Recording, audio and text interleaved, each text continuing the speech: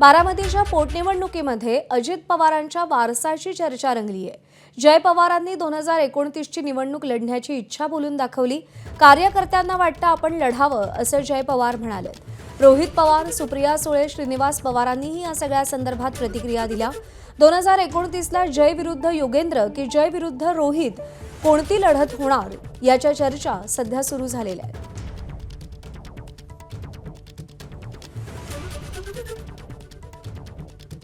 जरी सुनेत्रा वहिनींची असली तरी देखील चर्चा ही आहे की तुम्ही या पुढच्या काळात अर्थात 2029 मध्ये तुम्हाला त्या सगळ्या याच्यात पुढे केलं जात आहे आणि तुम्ही ज्या पद्धतीने लोकांची मागणी आहे की 19 मध्ये मी उमेदवार व्हावं, 29 मध्ये मी उमेदवार व्हावं, पण माझी आशा आहे, नाही तर माझ्या मनात काय आहे की मी पक्षाचा छोट्या कार्यकर्ता म्हणूनच कास माझे पुढे चालू ठेवावं आणि सगळ्यांना तिथं मदत करावी। 29 ला तुम्ही तुमची तयारी असणार आहे? नाही, मी तुम्हाला आताच बोललो, माझी नाही, लोकांची ती मागणी। जय पवार आणि या सगळ्या संदर्भात अधिक बातचीत करूयात। मंदार गोंजारी आपले प्रतिनिधी सध्या आपल्यासोबत आहेत। मंदार, पार्थ पवार राज्यसभेवर गेल्यानंतर आता जय पवारांना सुद्धा विधानसभा खुणावू लागली आहे का, हा प्रश्न उपस्थित होतोय।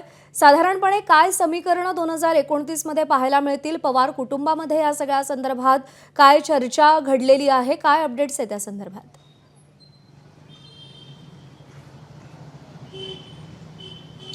पवारांच्या तिसऱ्या पिढीमध्ये वारसाची लढाई सुरू झाली आहे। आज त्याची पहिली नौबत जडली। जय पवारांनी ते 2029 ला निवडणुकीला उभे राहावेत अशी कार्यकर्त्यांची इच्छा आहे असं म्हटलं आणि त्यांच्या या म्हणण्यानंतर अवघ्या काही वेळामध्येच रोहित पवारांनी हे जाहीर करून टाकले की 2029 ला बारामतीची लढाई पुन्हा एकदा पवार विरुद्ध पवार अशी असू शकते। याचा अर्थ जय पवार यांच्या विरोधामध्ये पवार कुटुंबातलाच कोणीतरी उभा असू शकतो। आता हा कोणीतरी म्हणजे कोण? एकतर युगेंद्र पवार उभे असू शकतात असं रोहित पवारांनी सुचवलं।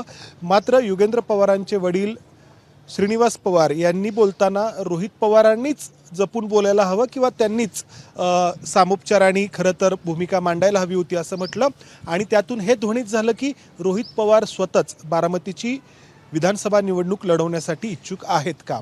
बारामतीच्या राजकारणाची पवार कुटुंबाच्या सुरुवात अर्थातच शरद पवारांपासून झाली। शरद पवारांनी त्यांचे राजकीय वारसदार म्हणून अजित पवारांना निवडलं। सुप्रिया सुळे जरी 2000 गेल्या जवळपास 20-25 वर्षांपासून त्या जरी खासदार असल्या तरी बारामती म्हणजे अजित पवार हे समीकरण शरद पवारांनंतर कायम होतं। मात्र अजित पवारांच्या अपघाती मृत्यूनंतर पुढचा वारस कोण यासाठीची ही चढाओढ आहे आणि तिसऱ्या पिढीमध्ये समन्वय नाही हे यातून स्पष्ट झालं। आत्तापर्यंत पवार कुटुंबातील राजकीय निर्णय हे शरद पवार घेत होते। अजित पवार त्यांच्यापासून वेगळे झाल्यानंतर अजित पवार घेत होते त्यांच्या पक्षाचे निर्णय।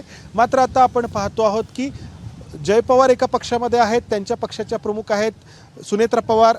मात्र त्याऐवजी जय पवारांनी स्वतःची उमेदवारी एका अर्थाने जाहीर करून टाकली लोकांच्या मनामध्ये आहे असं म्हणून। तर रोहित पवार ज्या पक्षात आहेत त्याच्या अध्यक्ष आहेत शरद पवार। मात्र रोहित पवारांनी देखील त्यांची भूमिका उघडपणे सांगून टाकली आणि त्यामुळं पवार कुटुंबातल्या या तिसऱ्या पिढीमध्ये समन्वय नाही हे यातून समोर आलं। त्यामुळं 2029 ची निवडणूक पवार विरुद्ध पवार अशी खरंच होते का याबद्दल बारामतीकरांच्या नजरा लागलेल्या असतील याकडे। मंदार, धन्यवाद दिलेल्या या सगळ्या सविस्तर माहितीसाठी। एबीपी माझा, उघडा डोळे बघा नीट।